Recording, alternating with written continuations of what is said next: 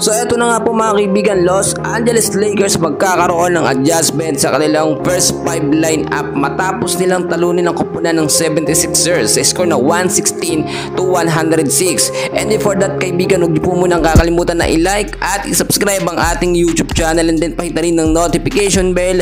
Maraming salamat po. Well mga kaibigan, sa naging laban nga po ng Los Angeles Lakers at ng 76ers, panalo ang Lakers mga kaibigan. Pero ayon na rin po kay JJ Redick, hindi sapat ang pinakita ng Lakers sa naging laban. Kaya naman nakita nyo yung first 5 lineup, may pinalitan po etong si JJ Redick sa first 5. Nakita naman natin hindi niya ipinasok eto nga pong si Angelo Russell o si D'Lo at pinalitan siya nitong si Cam Reddish. Dahil nga sa sunod-sunod na error nga po ni D'Lo mga kaibigan, hindi siya nagiging effective at tila nainis na etong si JJ Redick. Pero nakita naman natin nung sumunod na quarter, nung binigyan ulit ng minuto etong si D'Lo, nagpakitang gila siya, which is nakabawi naman siya sa kanyang mga errors noong mga nakaraan. Nagpapakitang gilas po siya kay JJ Redick. Pero ayon sa ating mga nakuhang update ay magkakaroon talaga ng adjustment sa first 5 lineup eto nga pong Lakers, which is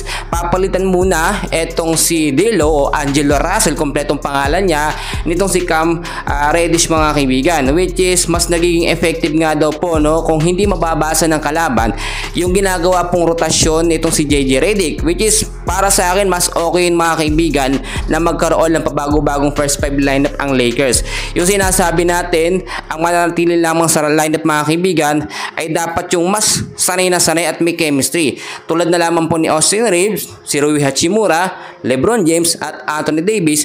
Hindi po yan pwedeng mawala sa first 5 lineup. Pero once na meron dyan ay magkaroon ng sunod-sunod na error, asahan nyo mapapalitan din yan mga kaibigan.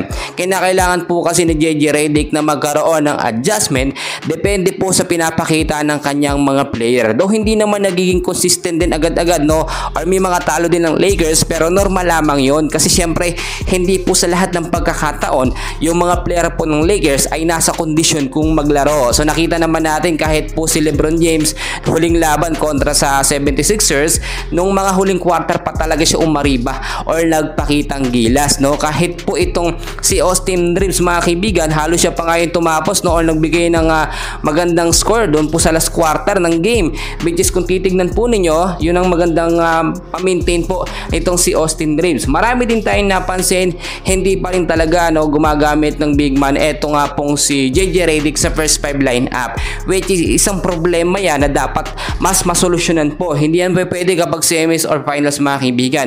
Ngayon kasi mga kaibigan, wala din available talaga na medyo pang malakasang sentro ang Lakers. Etong si Christian Coloco nagkakaroon na naman ng problema ngayon at hindi na naman nakakapaglaro. Alam natin noong mga huling update natin, ito yung maglalaro na sa Lakers at binigyan na nga ng release paper, pero sa G-League naman daw. Pero ayon sa ilang update, ito yung maglalaro na sa Lakers at kinokondisyon yung kanyang pangakatawan kasi nakikita na po sa training or sa practice po ng Lakers mga kaibigan. Hindi kasi sapat na si Jackson Hayes lamang ang magiging sentro. Ang magiging problema dito, si Jackson Hayes konting minuto lamang ang ibinibigay. Kaya nga po meron tayong tinatawag dyan na twin tower mga kaibigan.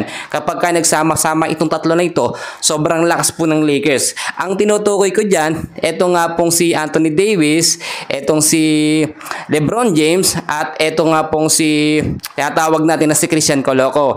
Pag nagsama-sama yan mga kaibigan, antindi po at ang lakas po talaga ng Lakers.